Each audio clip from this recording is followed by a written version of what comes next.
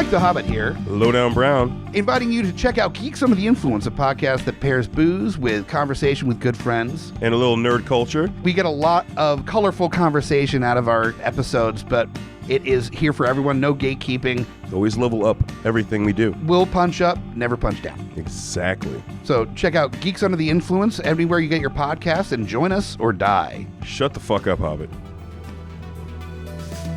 Welcome to GUI Nights. GUI Nights.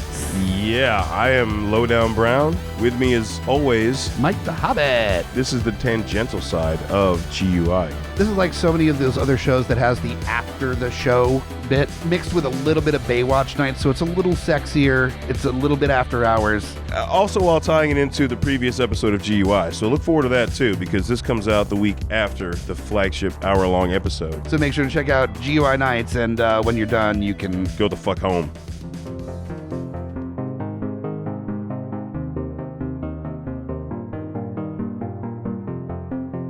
The views and opinions expressed on Beautiful Disasters are those of the panelists and not those of the Geeks Under the Influence Network, their sponsors, or anyone else involved.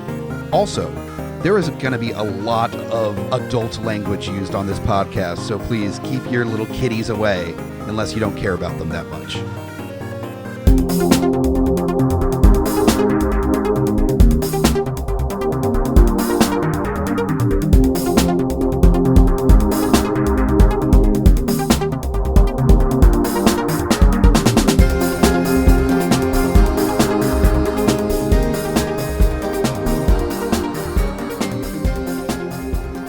Welcome back to Beautiful Disasters, Schlock Abuse Edition. Dun, dun, dun.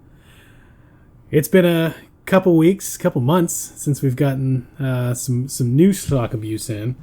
And now that we have a wonderful and talented new co-host, it seemed only fair that you got a double dose.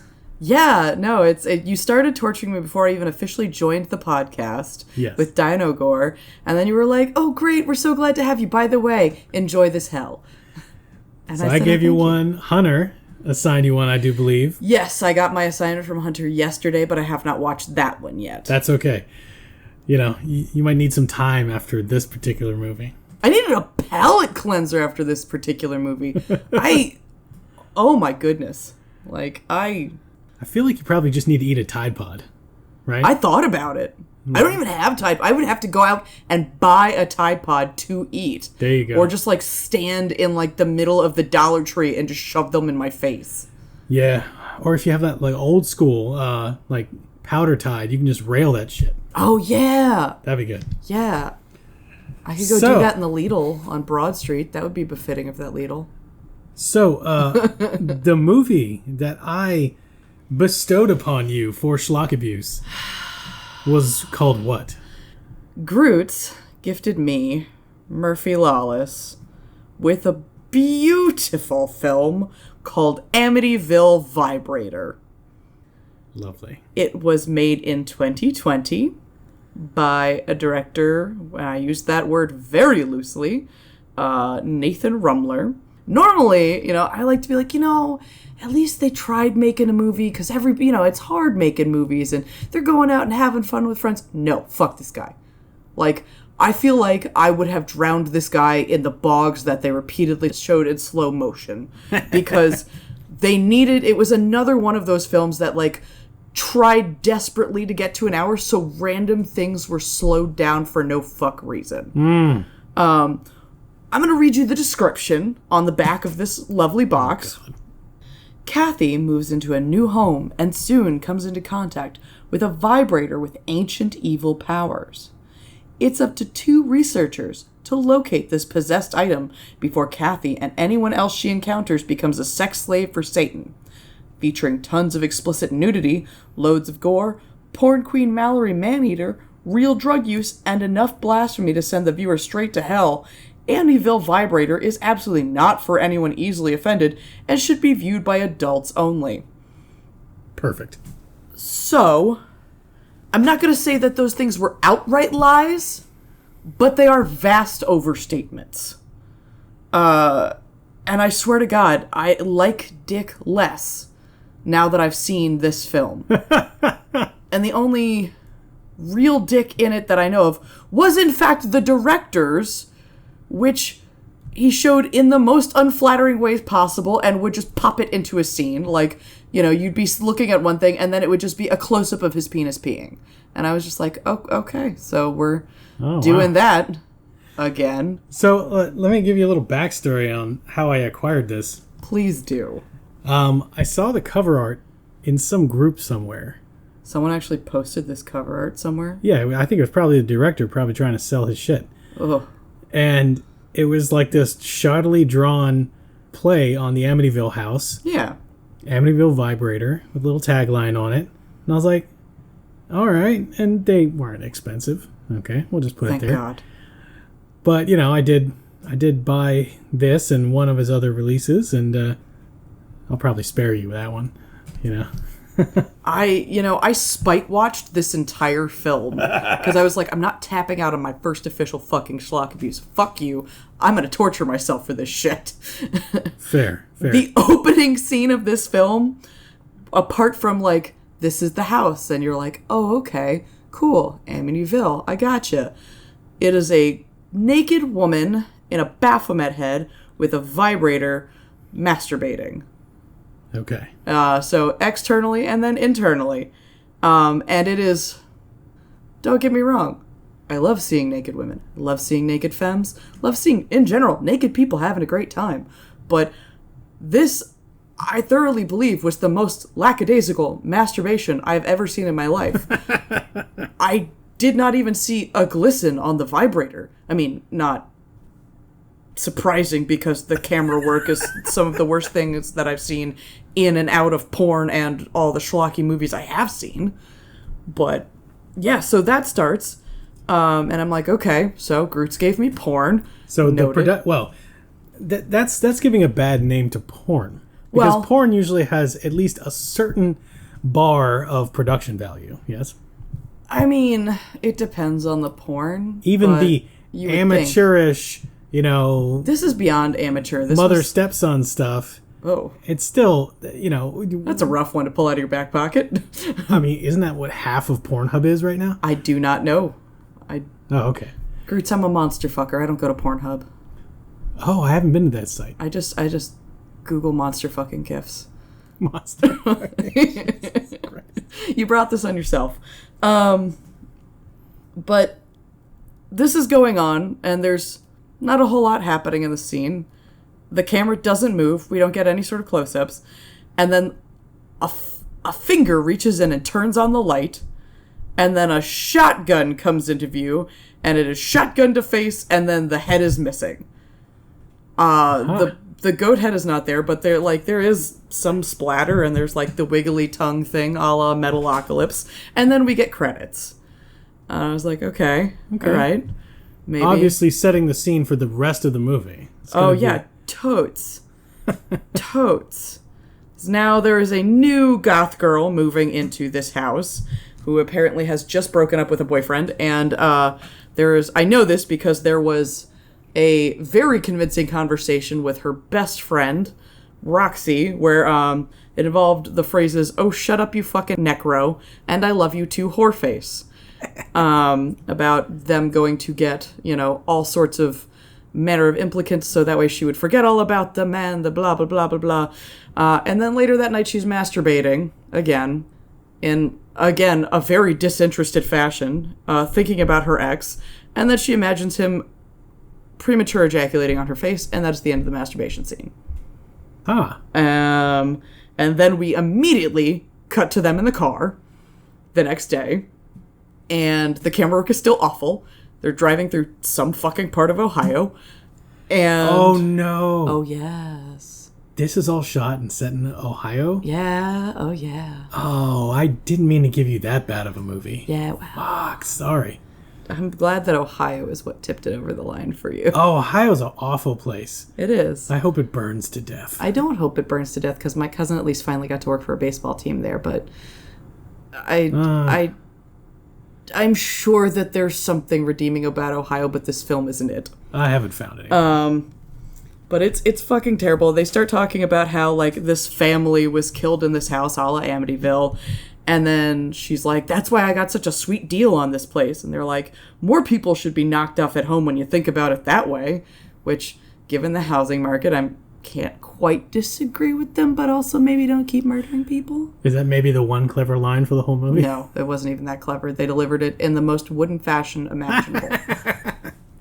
Boy. Stephen Wright would have been proud of their flat-faced delivery for most of these lines. So, was the director just hiring, like, the most disinterested strippers he could find? I think that were willing to do the work? Look, you would have had to pay a disinterested stripper way more for the shit they did. These had to be, like, friends or something. Like, I mean, I'm assuming that they couldn't afford, like, the real porn stuff, because Mallory Mannator is a porn star on Pornhub. And, you know, has, like, a genuine porn career. So I don't know why she did this. Was she the one in the opening scene, or is she later? She's later. She's Roxy. She's the best friend. Oh, she's the one that spends more time naked than the majority of the others. I guess that tracks. And then we cut to the dude who is the director, who is also apparently the girl's ex, who has the premature ejaculation problem, who fucking won't either stop looking directly at the camera or straight up into the corner, like the whole time. Anytime he's talking, it's straight at the camera or straight up into the corner. And he's fucking bad at everything. He's bad at camera work, he's bad at editing, he's bad at directing, and he's bad at acting. And his dick looks awful. I feel like I shouldn't shame him that much, but fuck you, I had to see your dick. And there's a line that's, this is worse than 9/11. And I don't even remember what it referred to, but I was like, no. No, it was referring to the movie you're watching. It is referring to the movie that I'm watching. And then when we finally get out of that fucking scene of them just sitting in a goddamn van doing nothing but talking about the fact that they should do something to find the haunted vibrator, you get this fucking shot where it zooms out of a toilet. Okay. Like, the camera pulls out of the toilet for no fucking reason. There's nothing in the goddamn toilet. And then goes into her bedroom where she has purchased the vibrator at a fucking, like, yard sale that day from a dude that kind of looked like my partner, which is weird. Oh, no. Yeah. But I didn't get to see him naked. Like, the only dick I got to see was the director's, and it was just... So was there any, like, sound while this camera move was happening? There's some, like, background noise. Was it supposed to be like the Evil Dead, like, oh? They did stuff like that. Yeah, they made a few of those references. Like, they tried to reference some other horror films, and, like, Amityville came up a lot because, like, there's just a lot. But they proceed to, like, zoom in and out of her vagina, like, towards it. Like, nothing is happening, nothing is penetrating. Just zooming in and out, like, as close as it can get, and then back out, like, and she's reacting like something is fucking her. So I guess that was supposed to be the vibrator. And then in the morning, she woke up with different hair and looked like she had gotten tattooed. So she probably got work done in between sessions, because she got, like, a whole fucking chest piece done. Wow.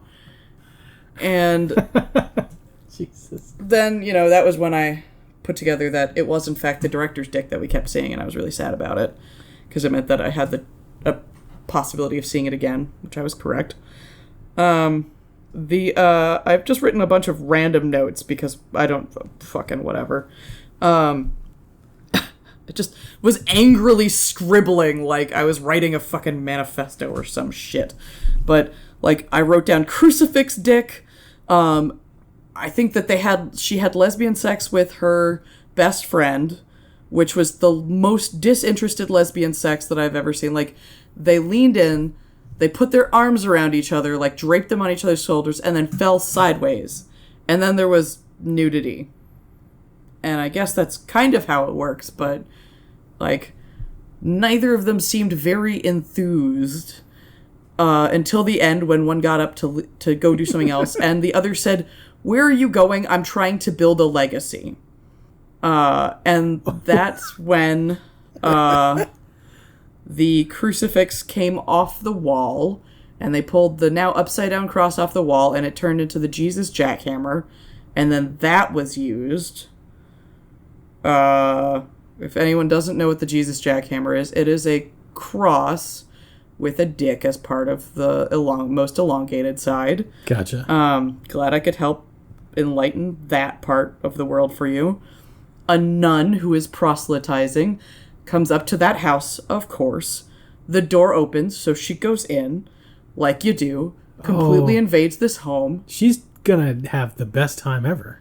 You would think that. I thought that I was gonna get, like, sexy nun time, and I was actually, like, really hopeful for a moment. I was like, okay, we've got the Jesus jackhammer, we've got, two pretty attractive goth girls, we've got a nun. This is all setting up very well. She goes into the bathroom, the tap turns on, I was like, what, wait, why is the nun locked in the bathroom with the bathtub running? Are we drowning the nun in the bathtub? And then it just got really steamy, and then a spooky voice said, "Get off," and then wrote on the mirror, "Get off." So, make sure you climax, I guess. And then... Well, if I know anything yeah, about women, it is so easy to do that without being in the right headspace, right? Oh, yeah, no, totally. It's... Completely. As a femme-presenting person, I find that feeling disoriented and confused and invading random strangers' homes really helps me in my process. Disembodied voices telling you to get off. Yeah. Always does it for me, I'll tell you. Yeah. Well, I mean, actually, that might help, but, there's a refrigerator upstairs for some reason. I don't fucking know. And then the nun starts watching the two of them go at it from the hallway and is, just playing with herself, doing nun stuff. And then one of the girls, you hear fly sounds, a la Amityville. Our main chick, Kathy, gets fly eyes, suddenly appears behind the nun with our, possessed vibrator, and stabs the nun in the back of the head through the mouth with the vibrator, not supposedly knocking out some of her teeth. We see that part hit, but her face looks fine, and there's, nothing else when we look back at the nun. Okay. Also, suddenly, there's a creepy puppet man. Like a tiny puppet. Like one of the, slappy puppets. Sitting in the room with them. All right. And she gets confused. So she goes to grab her friend to show them the creepy puppet man. Never mind the dead nun. And they get back, and the puppet has put on a mustache. And somehow they don't recognize the puppet anymore. And she's like, I could have sworn. And then when they leave, the puppet rips off the mustache, and there's evil laughter. Seriously? And then there's Puppet Dick. Well, at least it's just Puppet Dick. I just don't know why there was Puppet Dick. It just appeared. And then we get to see the director peeing again. Oh my god. And then... Jesus Christ. She inevitably gets seduced or taken... Something happens where the puppet begins to fuck her. And the line that is said is, "Come all over my tits with that possessed puppet cock." And if I have to know that, so do you. Now that's gotta be the line for the movie. Because... One of the better ones. Where else are you gonna hear that line? Seriously. That's pretty awesome. And then at some point... Maybe Black Devil Doll, but I don't... It would be more ghetto than that. Well, I don't even think we can know. Because next, the puppet has a voice. Of course he does. And then the vibrator speaks, and it is clearly floating through the air on wires with, a cheerful, feminine, buzzy voice. Yes, let me enter you. Get off on the sight of your friend's blood. Oh, right, the puppet then stabs her friend. I forgot about that part. So now our... Roxy, the Mallory Manator chick, is now dead. Except then she comes back with all black demon eyes, excuse me. And then all of this has happened, and you're like, okay, we're getting into the horror part. No. Now we go back to the director in his fucking van with some other disinterested goth girl, and they go to the woods and they do mushrooms. Actual mushrooms for 30 fucking minutes. That's half the movie. Yeah. There's a huge chunk of the movie that is them being absolute dumb fucks in the woods on mushrooms, recording each other. And they're recording the woods. And recording the water in the woods. And almost falling in the water in the woods on mushrooms. Oh my god. And it is the longest scene of the movie, and we still are getting these parts where they slowed the camera down to make it longer. Jesus. And it just kept going. And you may ask yourself, was there some clue in the woods? No. They were giving themselves the day off, quote unquote. Oh my God. Okay, so does this movie end? It does. How the fuck does that happen? So it turns out the dude who sold the vibrator is the killer of his family and was released from the asylum. He apparently, the chick that is now possessed by the vibrator is supposed to be his daughter because he took advantage of a nurse approximately around that time. And we are murdering someone now. There is someone coming in their pants. I wrote not clear. There is footage of a dog that, again, has nothing to do with anything. There is some really shitty metal. There's more gore. Thankfully, the director finally dies. He gets his hand cut off and his face cut off. No one in this movie screams, by the way. At any point. Okay. Not during fucking, not during murdering, not during being murdered. No one screams during this movie. Well, I don't think they were getting permits for anything, so I imagine they probably had to be quiet where they were shooting. They were in a fucking house and in the woods. Doing mushrooms, Grutz. They were in a neighborhood. In a house. You could at least pretend to like being fucked in a house. Maybe. I don't know. Depends Look, on the neighborhood. Ohio sounds awful, but I imagine that they at least rationalize that people occasionally make sounds when they get fucked. So, the girl watches the dude get his hand cut off, and then his face cut off. She doesn't do anything. She just watches the puppet saw off his face with the, like, fake puppet dick out. So the puppet's the hero. Kinda, yeah.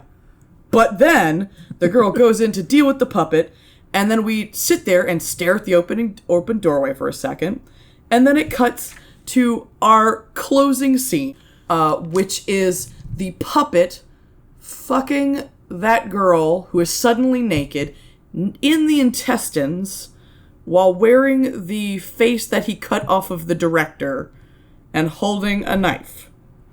And then there's some sort of ritual where it's not well shot and nobody is in frame or focus. And then the credits happen, and then our special closing scene was someone, I'm assuming the director again, jerking off on Jesus' face, someone getting fucked with a crucifix, an actual crucifix, not the Jesus jackhammer, and a flower blooming between somebody's thighs and blood spattering on it. And some of the worst metal I've ever heard in my life. Wow. And that is the end of that movie. Well, let me just start with an apology. And I mean, the point of schlock abuse, of course, is to bestow a bad movie that is so bad it's bad. Yes, yes. However, there have been instances in the past where I have previewed a movie and decided against doing it. Yeah. The one reference I always go to is a movie called Dick Shark, which is awful. And the guy who made it, it was the most indulgent bullshit. And he also somehow made this movie 2.5 hours long. Jesus. So it was... I mean, if we'd let these guys do mushrooms anymore, it probably would have been that fucking long. So and this is my apology. I did not preview this movie. Oh, I know you didn't. And from what you have told me, I would have not given this movie to you. Even though, I mean, I looked at it and I was like, well, it's called Amityville Vibrator. It looks like it's righteous, like super Z-grade, low-budget trash. And it's only 60 minutes long, 63 minutes long. You were thinking gore. You were thinking probably like naked religious icons, whatever. I read the back. Yeah. Okay, I didn't realize that it was like legitimately just shitty porn and a little bit of gore. Some very untalented pervs like reason to, be really, really over the top. And I don't want to even like shit on the other people that were in this movie. And, it may have been some sort of, fun thing between friends, but it really just felt like this director's really awkward vision and pushing, I just don't know why I kept having to see his dick. It wasn't involved. Well, that in was the his porn. vision. He wanted you to see his dick, apparently. But it looks like if someone punched Gonzo in the nose. Ew. Yeah. All right. Well, And I have. It hurt me. well, as much as I regret assigning this movie without having watched it, and it's probably going to be a divisive episode because I don't think anyone ever is going to get any enjoyment out of this movie. But maybe they can chuckle along this episode. If they get enjoyment out of me being tortured by something I was genuinely hoping to enjoy and ended up making my insides drier than I thought possible, then you know what? Well, it's a rare occasion that a schlock abuse movie turns out to be good enough that someone enjoyed it on some level. I think the one time it did, it was like you did that on purpose, where you gave Hunter a movie you thought he'd like. Maybe I was just feeling, generous. I think it was the Return to Sleepaway Camp one. Oh yeah, something. In any case, yeah, I think we've gone pretty bad from time to time, and obviously, this was maybe I overcorrected. I was like, new host, got to break host in. Oh no, I think I went too far. And then I spite watched it, so which means that I am essentially the perfect host, which is weird for me to say. And now that I've immediately made that joke, I am deeply uncomfortable. Well, hopefully, Hunter's a movie for you will be not as much of a train wreck as this piece of garbage. All I know is that it's called like Bus from Hell or something, and it's got Tara Reid in it. It'll suck, but it won't suck like this. I mean, I watched Scrubs. She was okay in that. Oh, okay. But, all right, so let's wrap this up. I'll apologize one more time before we do the outro stuff. Sorry. Hey, man, all good. My partner and I watched Brain Scan after this as a palate cleanser, and that was a lot of fun. There you go. So. That's a good bad movie. Yeah, it is. It is. So, I'll have to come up with a fitting retribution for you. I've got my plan for Hunter, but I need to find one that'll. It will happen. These everything comes around with schlock abuse. That's one thing I have definitely learned. Oh yeah. All right, so Beautiful Disasters. You can find us on Facebook at Beautiful Disasters Podcast. You can contact us directly with recommendations for regular episodes, for schlock abuse episodes, whatever you want. Reach us directly, beautifuldisasterspodcast@gmail.com. Also, hit us up on Instagram and follow us there. It is beautiful_disasters_podcast. We're planning to post a bunch more pictures. We'd love to get some stuff from our fans, from our listeners, even if you're not a fan. Yeah, just hit us up on there. Let us know what you're watching, what you're enjoying, and what you fucking hate. So I'm willing to bet that the cover art for this movie that I just subjected you to is not available online. We might have to actually take a picture of the cover. actually, I Googled it and it did come up. It did come up? Okay. Yeah, like I actually scanned it, put it out. It's on there. It's on the internet somewhere. Oh, I just realized that now. I can recognize that in the window. It's the puppet and her with the bug eyes and the vibrator. No. Look at that. So that's where you can find us. Please check out all of the different shows on the GUI Network. There's a whole mess of them, and they're all fun. Outside of that, make sure you check us out at GUIPodcast.com, especially because that's where you can find our link to TeePublic, get you some sweet, beautiful disasters merch, get you some awesome Geeks Under the Influence merch. I guarantee that if you want to be friends with me, and I see you wearing these things, I will come up and I will bother you, because I will be so excited. That's the way to do it. Hell yes. All right, so that will conclude this lovely return to shit form. My brain is numb. Thank you. I think I'm bleeding from my nose. Sorry. So, for Beautiful Disasters, I've been the Grutz. Murphy Lawless. Thanks for listening. Bye.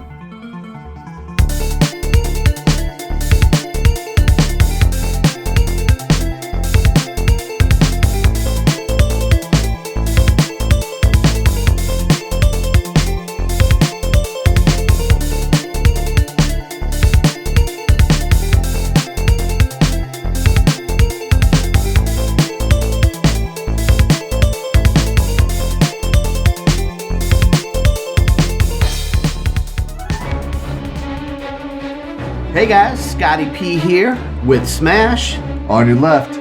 And we are the Geek Fathers. That's right, bringing all the trials and tribulations of being a geeky parent. So welcome to our world. And as always, join us Or cry.